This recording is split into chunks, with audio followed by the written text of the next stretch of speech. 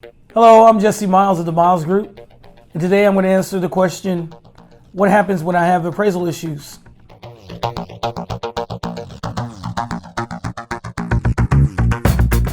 All right, there's really two big appraisal issues that I've seen.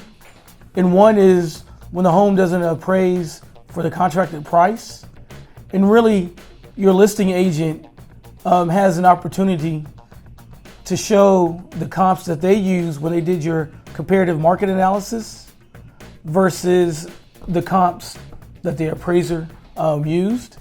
So once those are submitted to the appraiser, and the appraiser, sometimes there's stuff that didn't sell on the MLS, that's not posted on the MLS, that your realtor will have information on, and the listing agent and the appraiser, they come to terms.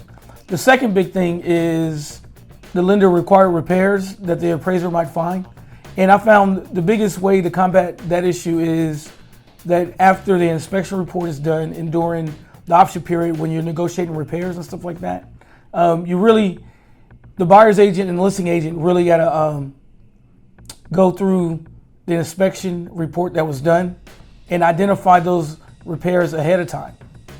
And that way, before the appraiser comes out, everything is already fixed and well repaired. All right, so if you have any other questions, feel free to contact me at my information below.